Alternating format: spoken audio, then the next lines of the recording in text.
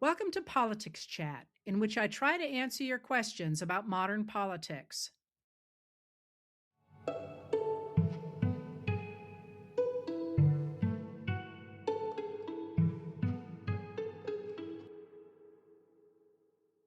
I am probably going to start and end in the same place. And that is a number of you on YouTube and Facebook asked if the things that Trump is doing can be undone. And I really, really, really want to emphasize that this is our government. Yes, we can change our government whenever we want to change our government. We can even change the Constitution. There's mechanisms for doing that, and we have changed it many, many times over the years. And the same is true of state constitutions and so on. So, don't ever forget that we get to choose. And it doesn't feel like that right now because there are many ways in which the radical extremists in the Republican Party have locked up the mechanics of government. But there's no rule that says it's always going to be that way, that we have the power to change that. And I'm going to end with that as well. But let me take on a couple of specific questions you asked. People asked if an incoming president can overturn executive orders from former presidents. And the answer to that is absolutely. So, just to be clear, an executive order is not a law at all. It is the way to think about it is sort of like if you're working at a company and there's a new, you get a new boss, like the new boss is probably not going to say, okay, we're going to switch from being an organization that takes care of sharks to being one that makes paper clips. I mean, that really would be a huge shift. But a boss would say, hey, our mission is this, but we're going to fulfill it a little bit differently under me than you did under the previous boss. And that's kind of the way to think about executive orders. It's instructions from the president for how to fulfill laws, for example, or the mission of the government under that particular president. And we've always had them. They're nothing new. In fact, they go all the way back to George Washington, but it's really only under Abraham Lincoln, I believe it was, that the government decided they should be keeping some kind of a record of those executive orders. And that's why it's in the 1860s that executive orders start, I think, with number one, but they actually go all the way back to Washington. Executive orders absolutely can be overturned and are overturned every time somebody new comes into office. So that's one thing that people asked about. People also asked, can we stop the cuts to the supplemental nutrition assistance programs and the cuts to Medicaid that the Republicans made in their budget reconciliation bill of last July in 2025? That law has a number of really dramatic cuts to Medicaid and to SNAP, the Supplemental Nutrition Assistance Program, which formerly was known as food stamps. Interesting history, by the way, of food stamps, but and where that comes from. I mean, again, a little bit of a rabbit hole. I'll wait on the rabbit hole. That the law made big cuts there, and they're cuts that are going to hit extraordinarily hard. And we knew they were going to hit really hard even before we had this economic downturn. But now that we're seeing pretty dramatic inflation, especially in food prices and gas prices, which are tied together, because if it's in your store, it traveled on a truck. The fact that the Republicans cut food assistance means that there's a lot of people who are going to rely on food banks and who are going to go hungry. And so people obviously are wondering whether or not we can get rid of those cuts. And the answer to that, once again, is yes, but it's going to depend on putting into office politicians who are willing to make those to repair those cuts. And the answer to that is to elect Democrats. So if you really want to stop those cuts to Medicaid and to the Supplemental Nutrition Assistance Program, elect Democrats.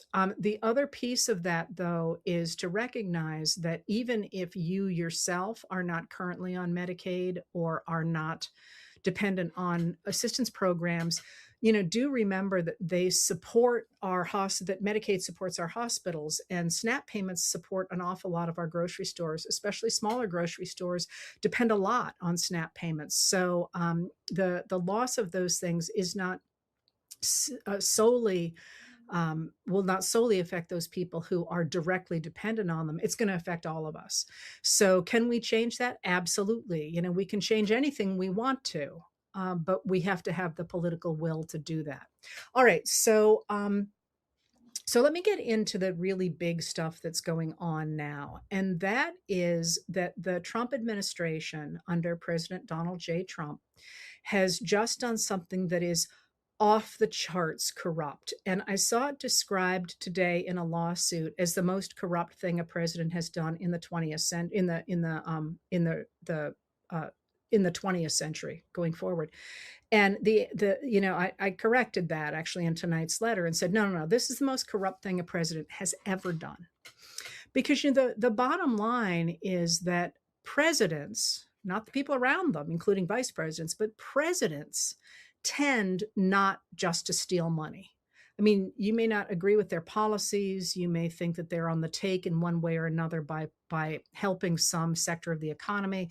But I actually can't think of a case where a president has been on the take. And again, I've talked to you before about Ulysses S. Grant. He gets a really bad rap in history because people say he was corrupt. He was not. But as I thought about it, when you think about the corrupt people in our past, the obvious example, which I'm sure you all are going to think of immediately, is Chester Arthur. Many people forget that Chet Arthur was in fact president very briefly after the assassination of James Garfield in 1881. And the thing about Chet Arthur is he was totally corrupt when he became vice president. He was actually a tool of Roscoe Conkling, who was the senator who was really basically in charge of New York, the state of New York, which because of its customs houses was a really, really, really valuable governmental system. And Chester Arthur was the collector for the biggest customs house in New York, in the port of New York City. And, there was an awful lot of skimming going on and so on and so forth. And he was a playboy, and he was really put on the ticket because Garfield and the Republicans needed to pick up that wing of the party in order to win that election. But he was quite well known to be corrupt. And so when Garfield is assassinated and the killer, Charles Guiteau, he doesn't die immediately. He actually dies of infection after a while. But Charles Guiteau, the guy who shoots him, says, "I am a stalwart." That's the faction that Roscoe Conkling and Chet Arthur belong to. He says, "I am a stalwart, and now Arthur is president." And he really thinks that he's going to get a job under Chet Arthur. And one of the first things that happens, first of all, is Arthur is beside himself because, lots of people think it's his fault that Garfield has been assassinated and so on. But pretty quickly, Roscoe Conkling basically comes to Chet Arthur and says, we get to run the country. We were running New York, but now you're the president and we get to run the country, meaning basically he would get to run the country. And Arthur said no. He said, it's not a game anymore. That's not a direct quote, but he said, I no longer represent New York. I am the president of the United States, and I'm not gonna do this corrupt stuff that you think I'm going to do. And it's sort of an interesting and a somewhat noble moment out of Chet Arthur, who was, as I say, nothing to write home about before that, but he recognized the extraordinary duties of the president, and he refused to participate in Roscoe Conkling's schemes. And what that did at the end of the day was that the Republicans hated Chet Arthur, and so did the Democrats. So his political career was, in the dumpster. But the point of all that was not only to remind you that Chet Arthur was once our president, but also to say that most people who take on the extraordinary mantle of presidency recognize that it's bigger than a single man. And that's something that the Trump administration clearly does not think. I mean, Donald Trump is in it for Donald Trump. So what they did yesterday, today is Wednesday, Monday, so 2 days ago, was if you remember, the president, his sons, and the Trump organization sued the Internal Revenue Service, the IRS, the organization, the agency to which we pay our taxes, for $10 billion. Because during Trump's first term, a contractor who was working for the IRS leaked over 400,000 tax returns to certain media outlets. And the Trump's returns were some of those leaked. There were other, obviously, more than 400,000 others as well. And uh, the Trumps were not the only people who sued over that, but generally the Department of Justice has said you can't sue a contractor. You can't sue the government if a contractor has done something. And they also said, this is the way we're going to settle this is with a public apology, which is what they gave to somebody else who had complained about this. Well, the statute of limitations had run out on whether or not people could complain about that leak. But nonetheless, President Trump, his sons, and the Trump organization sued the IRS for $10 billion with a B dollars. And this, you've probably heard some of this because it's been bubbling along, because this is a real problem, because Trump is both suing and he's the president in charge of the IRS. And so they sued, and it went to judge who said, I don't think you can do this. I need more briefings on this, but I don't see how the president can both sue the government and decide the lawsuit. So the Trumps and the Trump organization withdrew the lawsuit. Okay, that's significant. They dropped the lawsuit. All right. But then they announced that there was a settlement between Trump and the Department of Justice. Again, he's appointed all the top people of the Department of Justice. And they have really leaned hard into the idea that this is a legal settlement to solve this problem. Whereas, in fact, the judge said, I don't think there's a case here. So when they get the pieces here, they dropped the lawsuit. And then they said, we have a settlement agreement. And a lot of people are making the mistake of thinking this is the settlement of the lawsuit, but the lawsuit got dropped. And the judge was very clear about that. She said, I have not seen anything about a settlement. There is not a legal settlement here. There's no language of settlement. They dropped this case. All right, let that go. But then this settlement agreement between Trump and one of his former lawyers, one of the guys who represented a number of the people around Trump in his first administration and in between the two administrations, including Walt Nauta, who was a co-defendant with Trump over the retention of classified documents at Mar-a-Lago.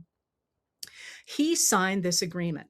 And this agreement said that the government was going to create a special fund for people who believed they had that the Biden administration had weaponized the government against them, weaponized the law against them. That is, engaged in what they call lawfare, going after your enemies through the law. And this is just incredibly egregious in a number of ways, because the Biden administration was extraordinarily hands-off, saying, and that's not the only one. It's been the Department of Justice generally is very independent of the government. The Department of Justice is not supposed to work for the president. I said government, I meant president there. Not supposed to work for the president, is not the president's lawyer. The Department of Justice represents the American people. And the Biden administration bent over backward to make it clear that they were not interfering with anything that the Department of Justice was doing, and that, they weren't specifically going after Trump or his people. Bent backward to the point that a lot of people think they bent over too much, that in fact there's a real problem with where we are right now might not have happened had the Department of Justice been a little bit more aggressive about going after the people who were implicated in January 6th or with the classified documents.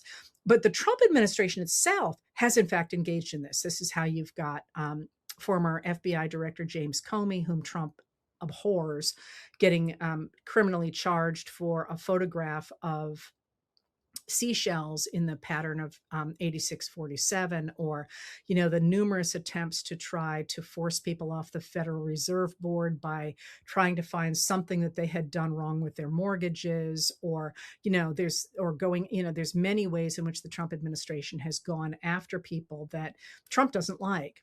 So this idea that somehow, without any lawsuits or anything, there is a need to protect people that the Biden Department of Justice went after, is really setting up this rhetoric, this narrative of you can't trust the government and you can't trust the government under Democrats because it's going to come for you. Unlike what's really happening, which is that the government under Trump is going after people. So there is that, but there's another reason this settlement idea matters, and that's that if you read the papers, what they said when they set up this fund, or said they were going to set up this fund, is that the government had done it before under Obama in the case of Keeps Eagle v. Vilsack. And with that case, which went on for a really long time, a number of indigenous farmers and ranchers filed a class action lawsuit. It was actually a lawsuit that this was indeed a real settlement for, that said the Department of Agriculture had a pattern of discrimination against indigenous farmers and ranchers, which that's actually a really interesting aspect of our history, the degree to which the attempts of the FDA to modernize farming, especially from the 19th into the middle of the 20th century, really were racially biased, sometimes without them intending to be racially biased, but because of settlement patterns and because of, there's a number of pieces to that. It's pretty well established. And that was a class action lawsuit. And there was actually a settlement. And that settlement created a fund, I think it was $760 million, for payments to those indigenous farmers and ranchers who had been discriminated against by the USDA. Or the Department of Agriculture, the USDA. So they're trying to argue that they're basically doing that same thing, except in this case, there isn't a class action lawsuit. This is Trump making a deal with his own people at the Department of Justice. And what they said was that they were going to set up this fund that has 5 people running it. And of those 5 people, the Attorney General, appointed by Trump, will name 4 of them.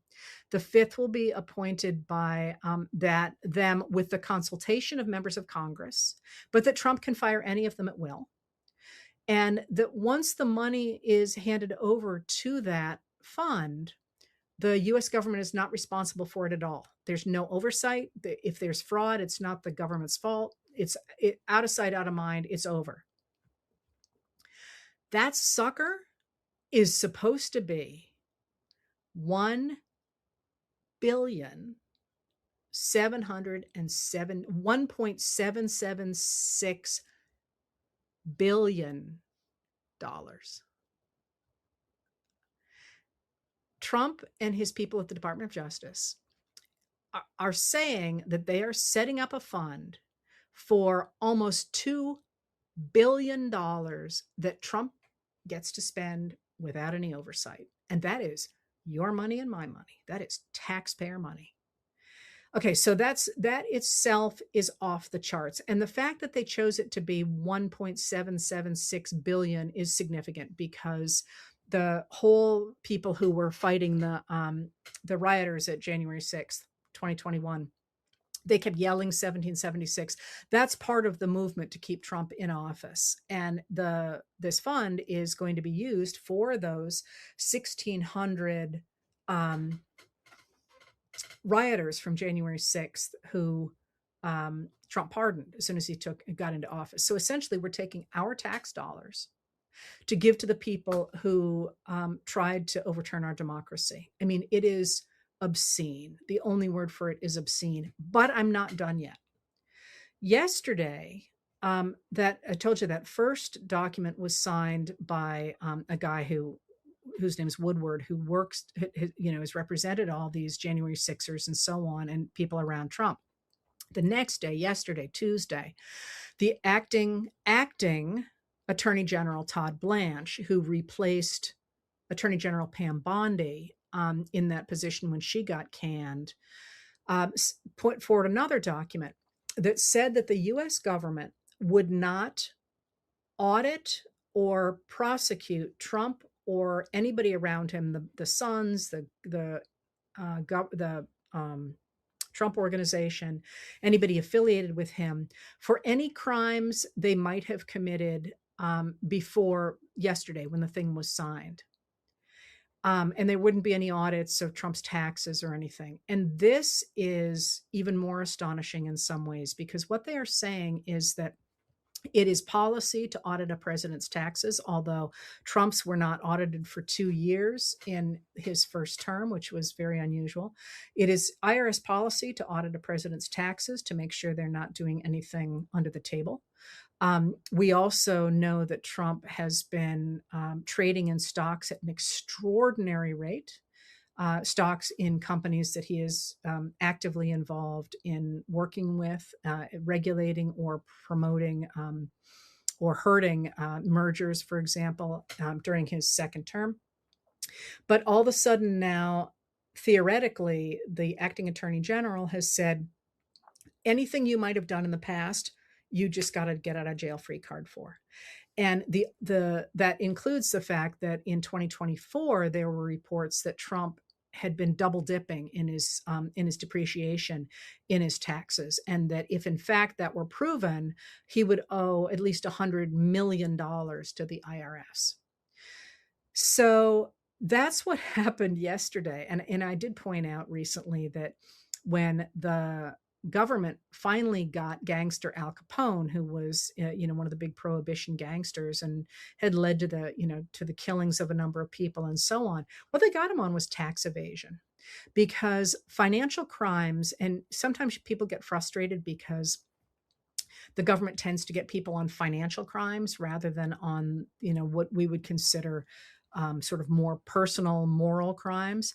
But the thing about financial crimes is there's a paper trail. There's always a paper trail. And one of the things that people like Ron Wyden, the senator from Oregon, is trying to do over the Epstein files is get the finances, because there's a paper trail. And that's one of the things that Scott Bessent at Treasury, the Treasury Secretary, is refusing to hand over because he obviously doesn't want Congress to know what's in those Epstein financial files.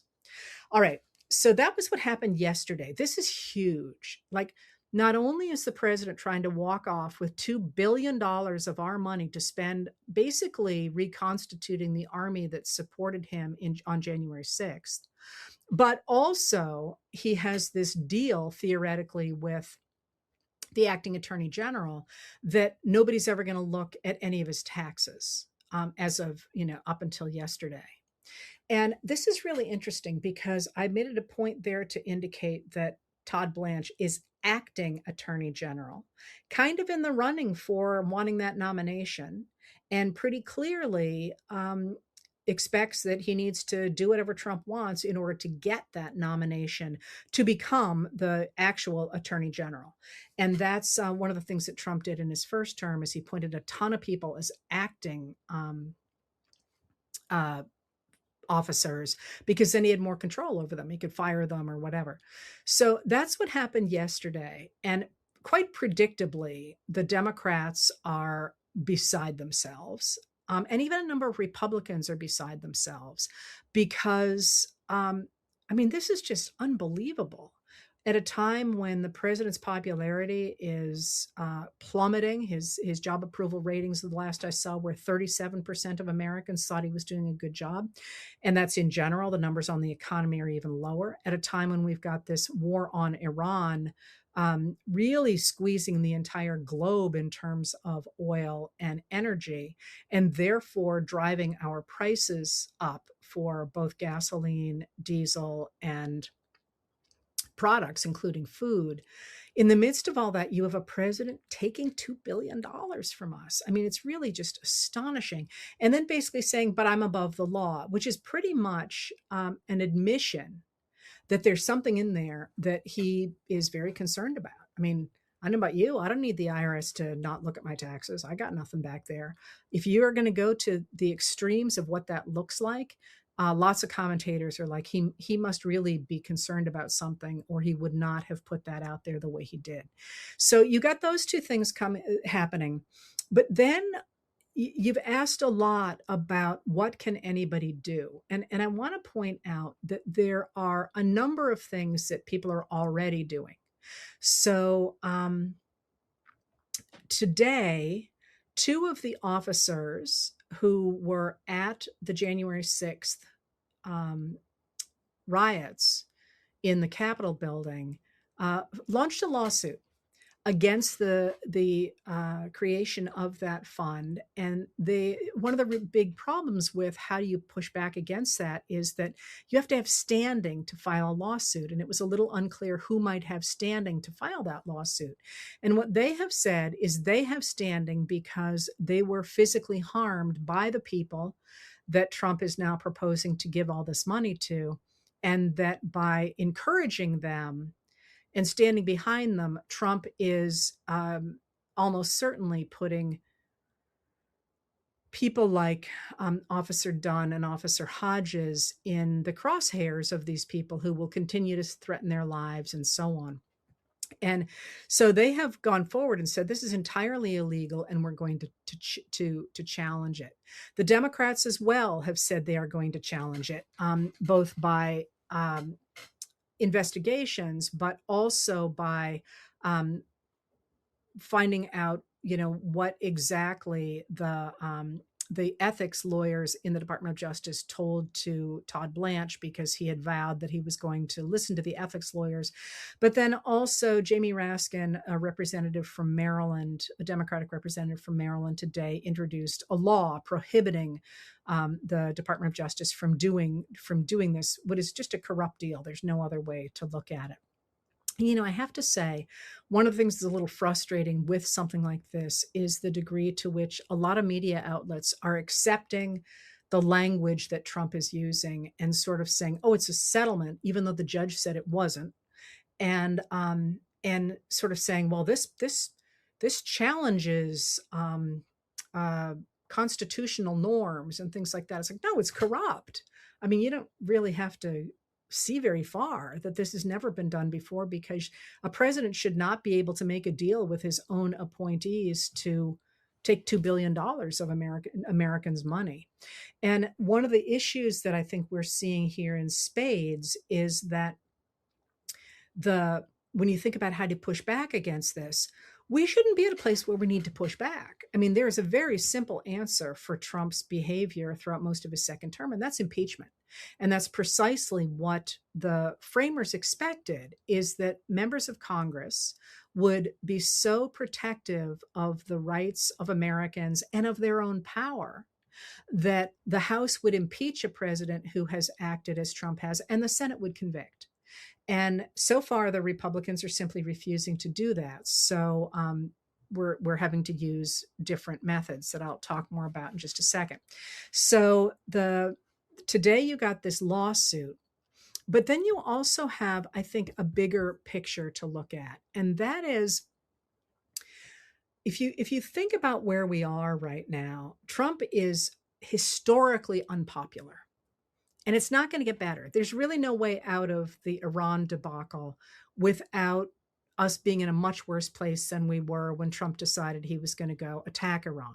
And we've learned more about that today too. I don't think I have time to talk about it. But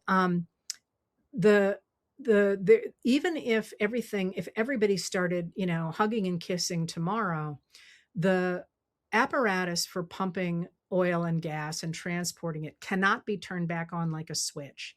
And so we're looking at higher prices and real concerns about the economy and the price of goods and food going into this summer, and gas as well going into this summer. And that always sends a president's popular numbers down. And you can see that they're very concerned about this because every time any MAGA Republican is on the news talking about basically anything, they blame Joe Biden, who's been out of office now for a year and a half, and certainly is not responsible for Trump going to war with Iran. This was something he thought he could do very quickly, and it would improve his popularity numbers. And that's not how it played out.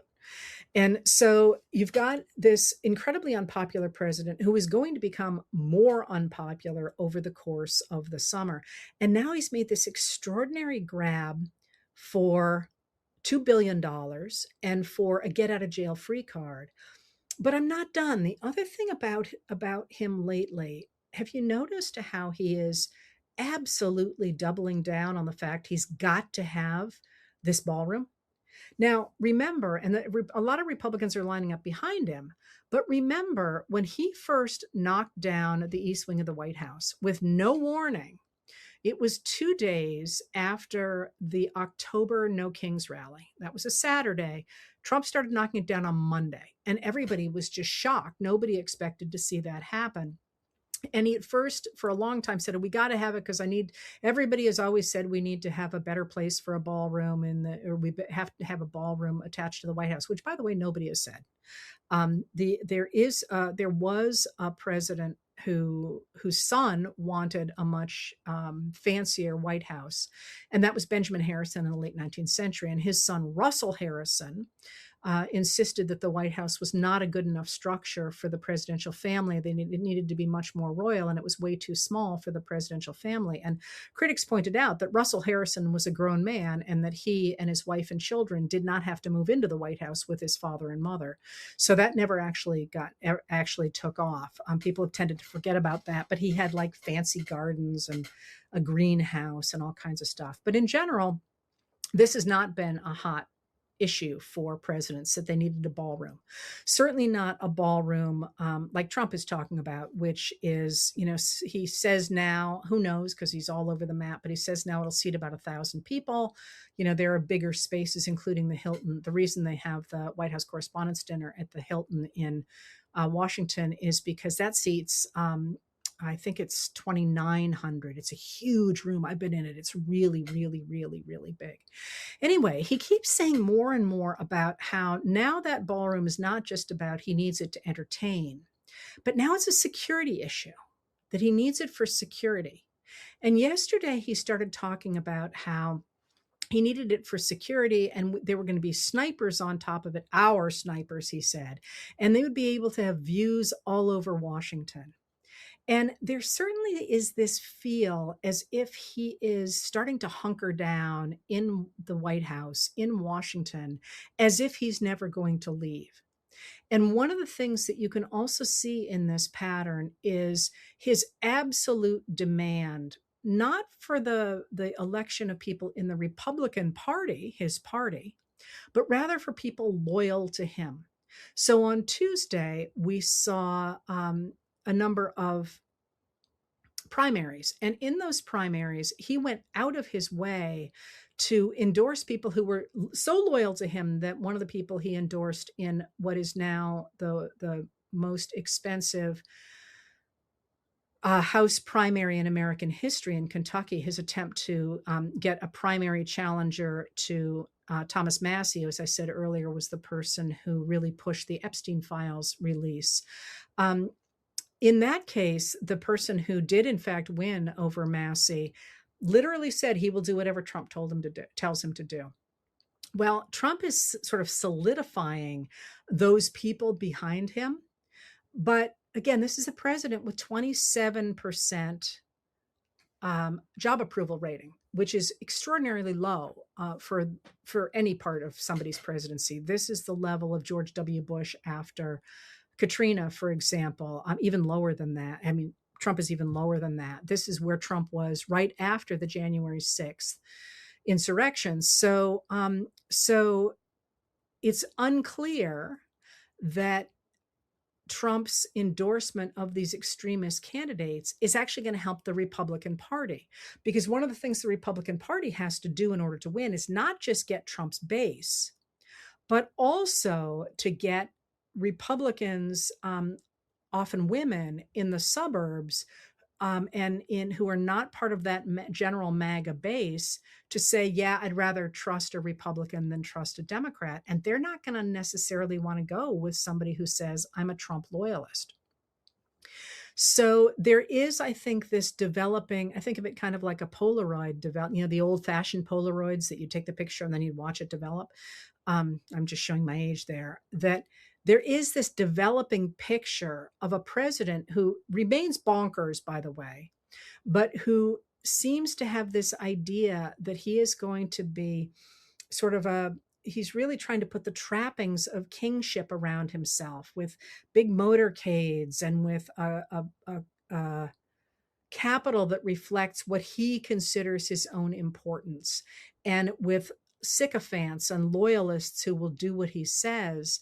And one of the pieces you're seeing of that is his renewed call today to get rid of the Senate parliamentarians. So, first of all, she has stopped the insertion of the $1 billion um, federal, taxpayer money going into the ballroom, but she has also, I'm sorry, he wants to get rid of her. He also wants to get rid of the filibuster so he can get through the SAVE Act, which will disproportionately hurt the sort of women I was just talking about, women who vote, who possibly vote Republican, but they tend to be much more moderate than the real crazy extremists in the Trump wing of the party.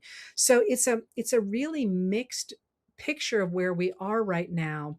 But I will put into that this is now the moment when the American people do have real power, because you have a president who is, as I say, sort of collapsing in on himself, and insisting on loyalty, and really not able to function. If you've been hearing his speeches, he's all over the map. He looks like hell. He keeps falling asleep in places. That's happening at the same time that people are really disillusioned with that and looking for a different way forward.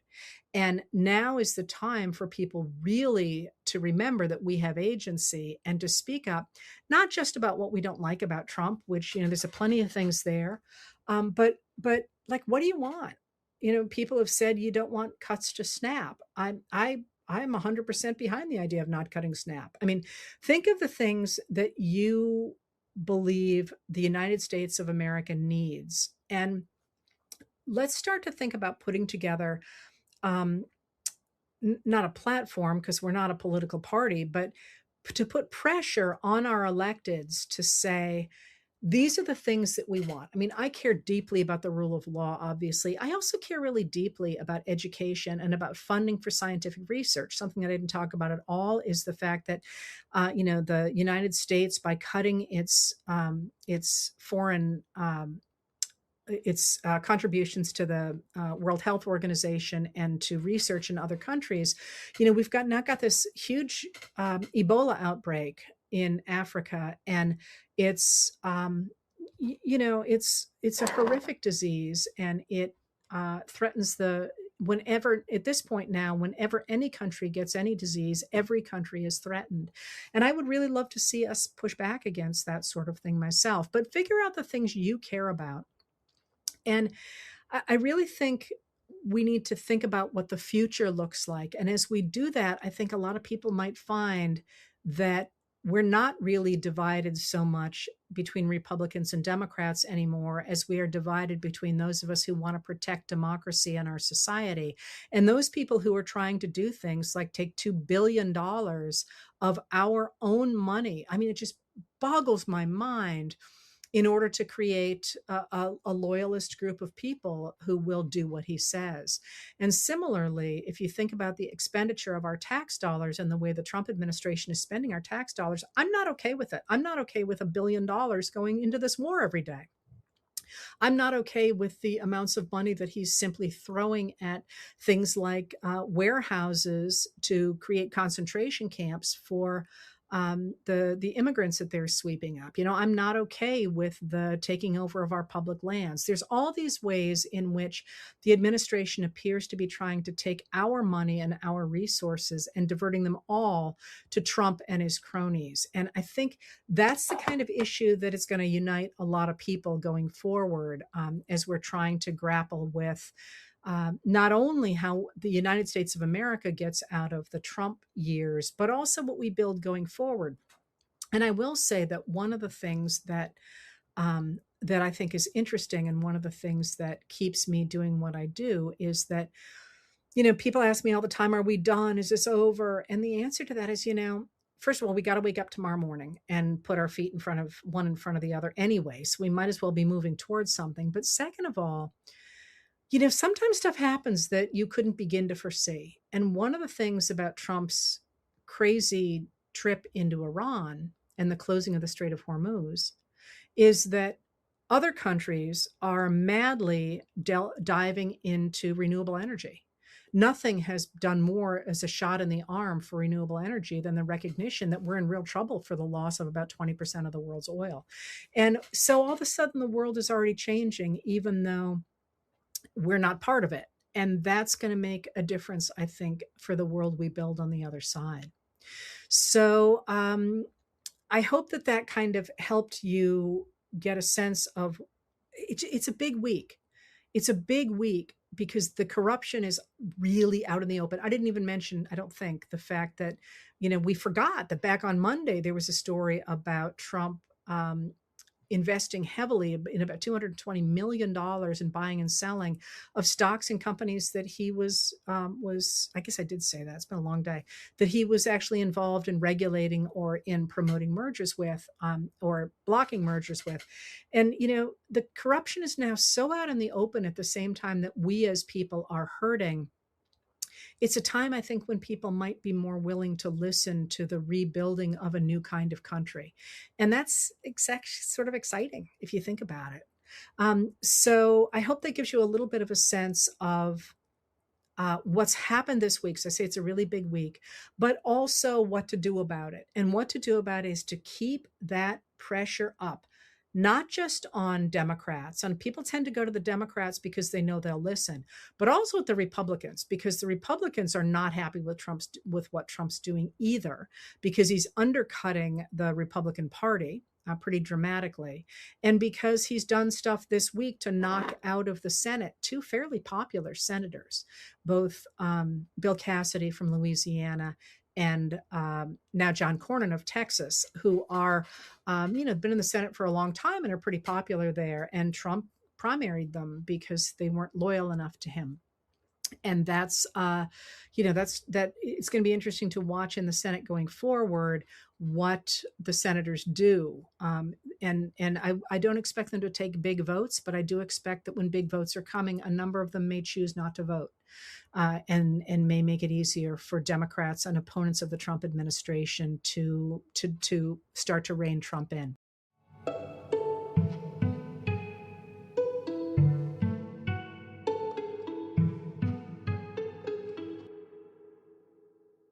If you'd like to tune in live, I record these chats on Tuesday and Thursday at 6 p.m. Maine time on both my YouTube channel and my Facebook page.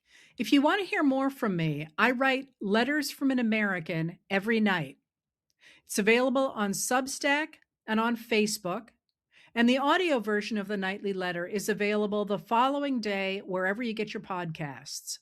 And finally, on Saturday mornings, I talk with Dr. Joanne Freeman, the historian of the early republic, professor, and dear friend about history and politics. We call our talks What the Heck Just Happened, and you can find them on YouTube. Politics Chat is produced by Lauren Westfall, music by Andrea Von Kampen.